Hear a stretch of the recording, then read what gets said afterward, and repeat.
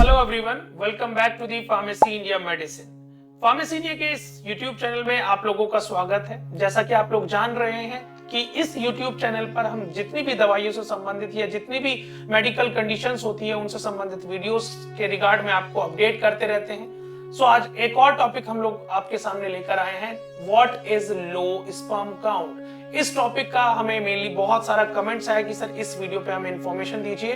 और मैं इस वीडियो को शुरू करने से पहले मैं यहाँ पर बता दूं, ये एक ऐसी कंडीशन है जो बहुत कॉमन हो चुकी है। जी हाँ, तो अब इसको कैसे सही किया जा सकता है, क्या कारण होता है और कैसे इसको ट्रीट किया जाए, कौन सी दवाइयां इस्तेमाल की जाए, वो हम इस पर बात करेंगे।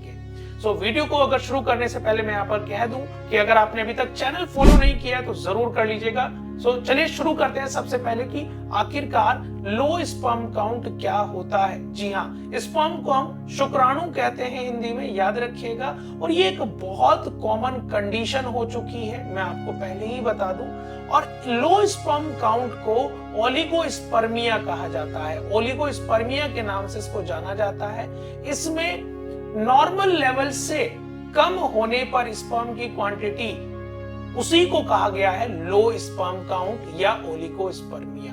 कि सर अब कितना एक नॉर्मल के लेवल होना चाहिए, तो मैं यहां पर बता दूं, हेल्दी स्पर्म काउंट बोला गया है कि 15 मिलियन स्पर्म पर मिलीलीटर होना चाहिए। जी हाँ, सो अब कई बार आपने देखा होगा कि कोई कपल है वो कंसीव नहीं कर पा रहा है, तो कहीं ना कहीं कारण ये भी होता है कि प्रेगनेंसी नहीं हो पाती, इनफर्टिलिटी होने के चांसेस रहते हैं, जिसको हम हिंदी में कह देते हैं बांझपन। जी हाँ, बांझपन का कारण यही देखा जाता है।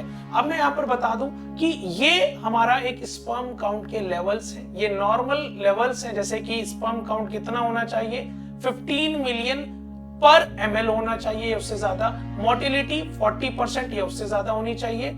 तो इसी तरीके से ये नॉर्मल बोला गया है, ये नॉर्मल स्पर्म काउंट है आपका। अब यहां पर आगे बात करें कि कौन कौन सी आखिरकार प्रॉब्लम हमें देखने को मिल सकती है लो स्पर्म काउंट अगर है तो। अब यहां पर मैं आपको बता दूं, जैसे कि इनफर्टिलिटी, जिसको हिंदी में कहा गया है बांझपन। जी हाँ, मेनली अगर स्पर्म पर्टिकुलर अमाउंट में या क्वांटिटी में नहीं होंगे तो वो एग फर्टिलाइज नहीं हो पाएगा और उसके लिए दिक्कत होगी।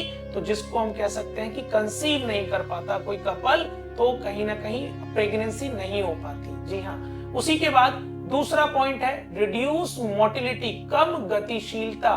जी हाँ, जो स्पर्म, अगर स्पर्म काउंट हमारा कम है तो हमारा जो स्पर्म है वो इमोबाइल है। इमोबाइल मतलब स्पर्म का कुछ स्ट्रक्चर इस तरीके का रहता है, उसकी गति कहीं ना कहीं धीमी होगी।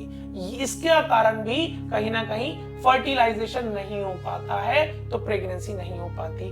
Low quality of sperm, low quality of sperm मतलब पुअर स्पर्म क्वालिटी होगी, जिसकी वजह से एग जो है वुमेन्स में, लेडीज में फर्टिलाइज नहीं हो पाएगा।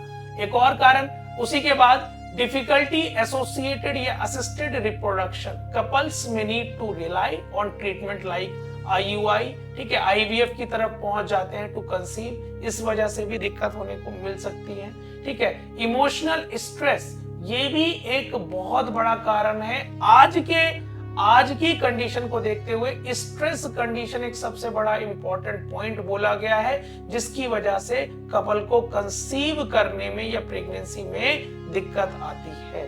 जी हाँ, अब क्या क्या कारण हो सकते हैं, जैसे कि लाइफ स्टाइल फैक्टर, खाना तरीका नहीं खाना, अल्कोहल का कंज्यूम, शराब पीना, स्मोकिंग या ड्रग का इस्तेमाल करना, ये कहीं ना कहीं आपके स्पर्म काउंट का कम होने का कारण हो सकता है।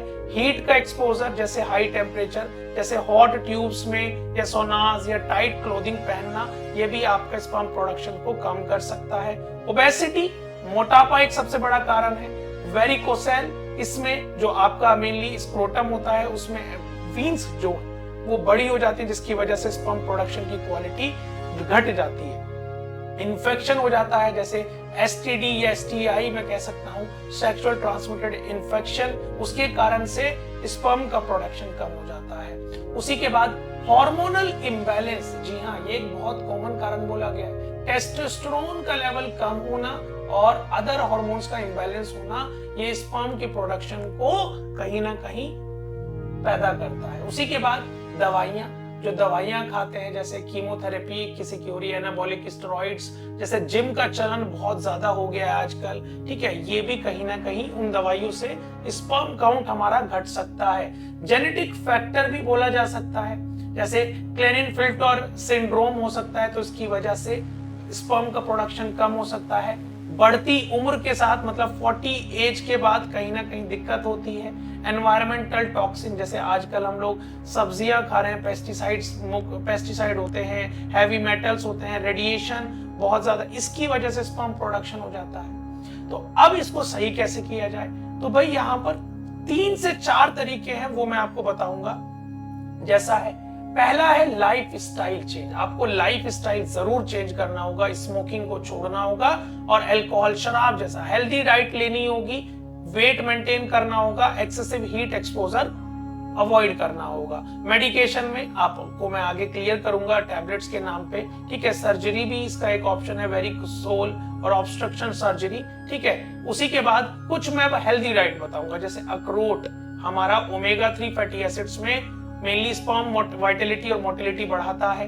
ग्रीन वेजिटेबल्स खाना, साग इस तरीके से, क्योंकि हाई फोलेट रहता है। बेरीज खाना, ये कहीं ना कहीं बहुत अच्छा है। एग्स, ये बनानास आप ले सकते हैं, डार्क चॉकलेट, उसी के बाद गार्लिक एंड पंपकिन सीड्स, ये आपके कुछ हेल्दी डाइट हैं जिसकी वजह से आप अपना स्पर्म काउंट बढ़ा सकते हैं। ये एक कहीं ना कहीं पॉइंट्स हैं। उसी के बाद मैं आगे बात करूं मेडिकेशन की, अब कौन कौन सी दवाइयां आप रिकमेंड कर सकते हैं। तो सबसे पहले मैं बता दूं भाई, अगर आप किसी डॉक्टर की सलाह लें तो वो ज्यादा अच्छा रहता है, क्योंकि सेल्फ मॉनिटरिंग भी अच्छी है, पर डॉक्टर की सलाह के बिना कुछ चीजें नहीं की जाए तो ज्यादा सही है। तो पर मैं यहाँ पर बताऊंगा आपके सामने कुछ दवाइयां, जैसे क्लोमिफेन सिट्रेट है, इसकी डोज 25 से 50 mg रहती है, ठीक है। डायरेक्ट क्लोमिड के नाम से ये आती है, याद रखिएगा। और ये आपके LH और FSH नाम के हार्मोन को इसको बढ़ाती है, इसके हार्मोन्स के प्रोडक्शन को बढ़ाती है, जो कि स्पर्म के काउंट को बढ़ाता है ऑटोमेटिकली। उसी के बाद गोनेडोट्रोफिन भी हमारा मेनली इंडिविजुअल केस में डिपेंड करता है, इसकी यूनिट्स कितनी होनी चाहिए, ठीक है। ये गाइनोजन के नाम से आता है और ये मेनली स्पर्म को बढ़ाता है by increasing testosterone level and leading cells को स्टिमुलेट करके। उसी के बाद है लेट्रोजोल, जो कि फेमरा के नाम से आता है, 2.5 से 5 mg पर डे की इसकी डोज होती है, ठीक है। नोवर्टिस नामक कंपनी इसको बनाती है।